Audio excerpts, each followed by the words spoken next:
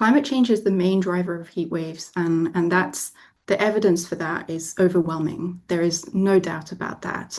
We have done tons of observations. We have models, everything agrees. The scientific consensus is overwhelming and is decisive, right? And we know that as long as we're going to keep burning fossil fuels, we're going to see an increase in temperatures, and that's going to make heat waves more likely and more intense. We're looking at heat waves becoming more and more frequent, more intense, happening over longer periods of time in the year. So summer is going to feel longer.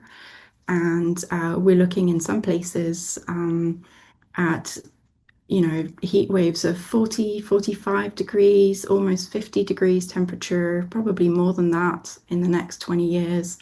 And we're looking at that being completely normal, by the end of the century if we don't act on climate change right now. Humans, industrialized societies, in our industrialized societies, we're burning coal and oil and gas. These are fossil fuels that are buried in the ground that have formed deep in the Earth's ground in the mantle for hundreds of thousands of years, millions of years, literally. So very, very slowly over time, these are deposits of organic material that have turned into what we call fossil fuels, so oil, gas, and coal. And we're basically pulling them out.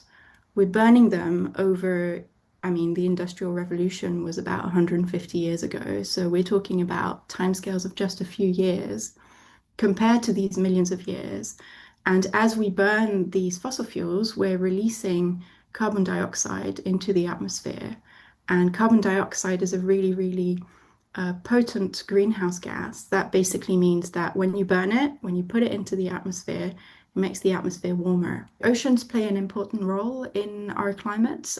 They are part of the climate system, and they actually absorb most of the excess heat coming from our planet. As oceans absorbed more and more carbon dioxide, they're becoming more and more acidic, and that's having all sorts of impacts on the ecosystems, the marine life, and of course on the ocean's ability to further absorb more heat. Generally speaking, places with higher humidity are going to have it worse because you know how much worse heat feels when it's muggy outside, right?